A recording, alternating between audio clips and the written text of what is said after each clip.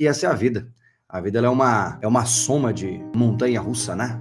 É uma montanha-russa insana, onde um dia você está bem, o outro você pode não estar mais aqui.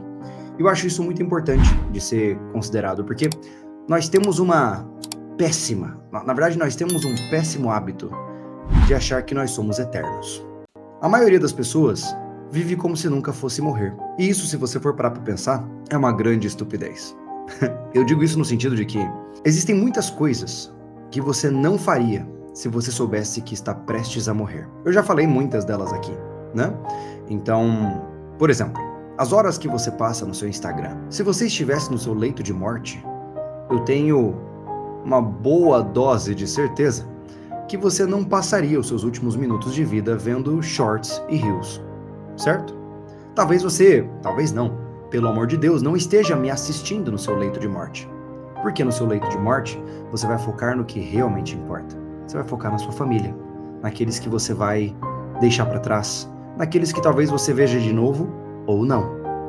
Então, é extremamente importante entender que, por agora, nesse momento, tá tudo bem. Nós temos que ser gratos por isso. Porque talvez daqui a pouco não esteja. Daqui a pouco, uma virada de chave, tudo muda. Quem já perdeu um ente querido, quem já perdeu algo ou alguém sabe disso, né? Quem já perdeu um ser que era importante para si, humano ou não, sabe que as coisas elas evoluem de uma forma assustadoramente rápida. Do nada, tá tudo bem. E de repente, pá, acabou tudo. Você tá enterrando um gato no rancho. E é assim que funciona. Do nada, tá tudo bem. E de repente, o seu amigo tá internado com um infarto. Então entenda que nunca dê por garantido os bons momentos da vida. Tudo nessa vida passa, tanto as partes boas como as partes ruins. Então, é importante refletir sobre isso, e hoje em dia, eu acho que muitas vezes as pessoas se esquecem desse detalhe, né? A maioria de nós não para refletir, né? Eu achei super interessante uma coisa que eu tava vendo um vídeo do Jordan Peterson, onde ele falava assim que, apesar da igreja ser cheia de falhas, e eu não concordar com muitos critérios trazidos pela igreja católica, ela conseguiu algo incrível. Ela conseguiu que a pessoa comum, o homem comum, a mulher comum, fosse para a igreja e por pelo menos 1 hora na missa de domingo, 1 hora por semana, ela pensasse sobre os seus próprios atos. Porque veja, a maioria das pessoas não pensa sobre os seus próprios atos. A maioria das pessoas não tem a menor noção do que está fazendo e por que está fazendo. Quantas vezes você reflete sobre uma ação que você toma? Talvez você esteja arrependido de ter feito alguma coisa ou enraivecido com alguém que fez algo com você, mas até que ponto você pergunta: por que eu sou quem eu sou? Por que eu tenho a tendência a fazer essas coisas?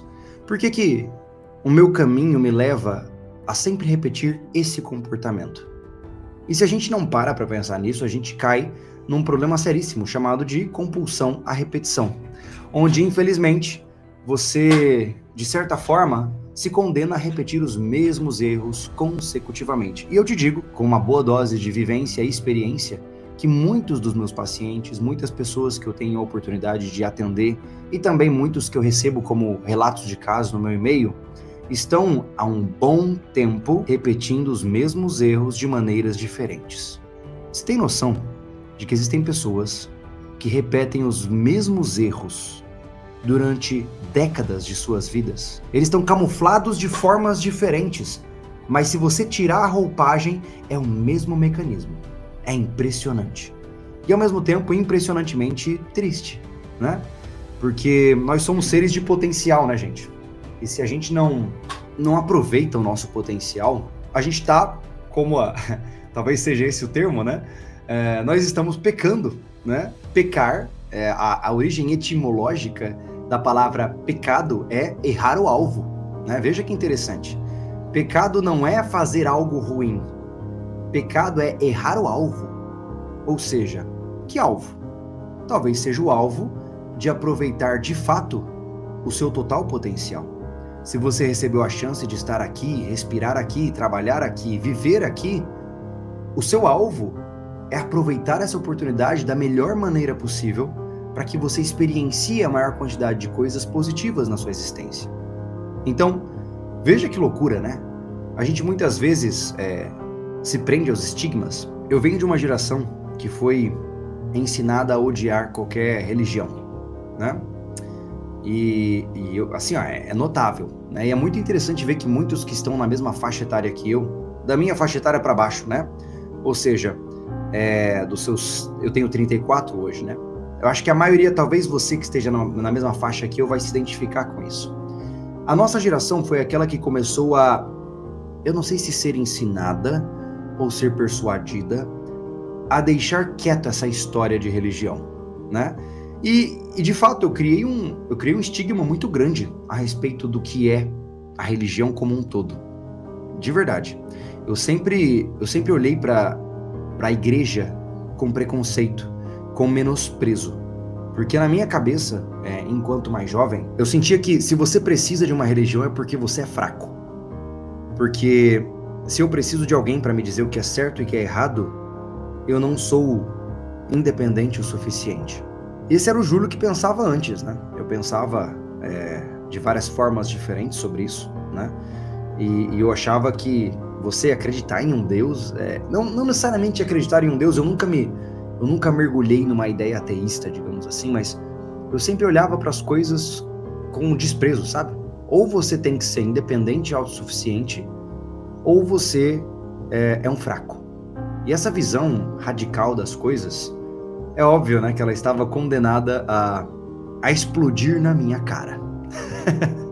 Porque conforme a gente vai envelhecendo, existem algumas situações que elas não podem ser explicadas pela lógica e elas não oferecem nenhum tipo de suporte emocional.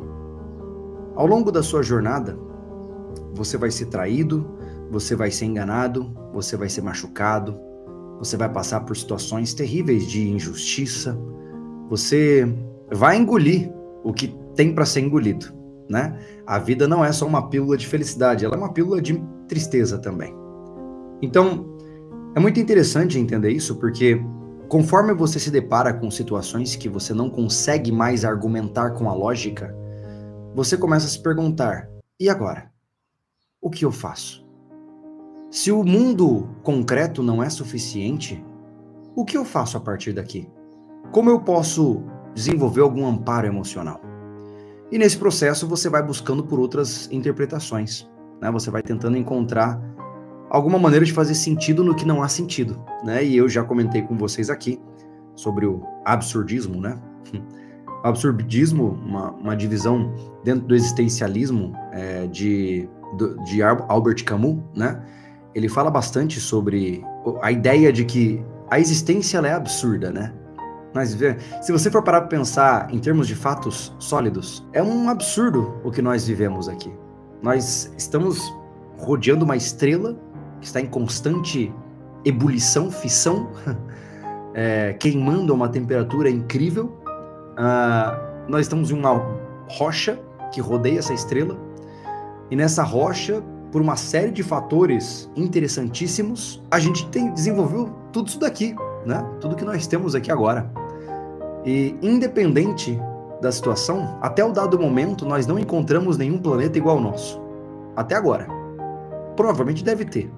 Mas até agora, nós somos o único planeta que tem vida. Então nós somos um milagre. Nem que seja um milagre estatístico. Certo? Por definição, estatisticamente falando, estarmos onde estamos e termos o que temos em um mundo, em um universo que parece ser selvagem, é uma oportunidade incrível. Muitos se perguntam se a vida fora daqui, talvez nós sejamos a semente, a gênese da vida. Talvez nós sejamos o primeiro planeta que foi capaz de sustentar vida e vamos propagar para o universo. Olha que incrível que seria, né? Mas enfim, o milagre é que esse milagre de estar vivo, né, ele te faz pensar sobre muitas coisas, né? Te faz pensar sobre, e agora?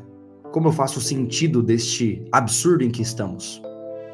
Como que eu posso olhar para todos esses dados verificáveis, né, fotos de nebulosas, estudos científicos, como que eu posso olhar para tudo isso e fazer sentido de tudo isso? E aí você descobre que não tem nenhum sentido. Só que quando você entende que a existência é absurda por definição, você ganha uma oportunidade incrível. Incrível, que é escolher o seu próprio sentido. Se a vida não tem um roteiro, é você quem cria ele. A vida no final é um RPG de mundo aberto sem nenhuma quest principal. O seu objetivo é olhar para o que você tem à sua volta e falar assim: eu acho que eu vou fazer isso aqui, me deu na telha que isso aqui faz sentido para mim. Olha que maravilhoso. Só que tem uma pegadinha aí, né? Tem uma grande pegadinha aí. Ao mesmo tempo que a vida parece não ter um roteiro, parece não ter um destino específico, ela não te dá outra opção a não ser você escolher um destino. Preste atenção no que eu estou te falando. Você vive em um mundo absurdo por definição. Mas, no entanto, todavia, você não pode, a sua natureza de funcionamento não permite que você viva em um mundo sem sentido, em um mundo absurdo. Mesmo que você esteja em um mundo absurdo. Você, para entrar no servidor, para você entrar nesse jogo aqui, chamado de vida, planeta Terra, Brasil e etc, etc, existe uma cláusula contratual que você marca antes de vir. Você precisa arranjar um sentido para essa loucura que está aqui. Então, a base do absurdismo é dizer que encontrar um sentido em um universo absurdo é um ato de resistência ativa à insanidade do universo. Você, um mero grão de nada, um subtreco do negócio coisado, como diz lá aquele filósofo que eu não lembro o nome, você, um serzinho que vai durar umas 8 décadas no máximo, ousa fazer sentido do universo inteiro. Que coisa incrível. Mas por alguma razão é a nossa tendência. Nós, seres humanos, nós precisamos, assim como uma formiguinha, né, nós precisamos, indubitavelmente, nós precisamos encontrar algum sentido para a nossa vida.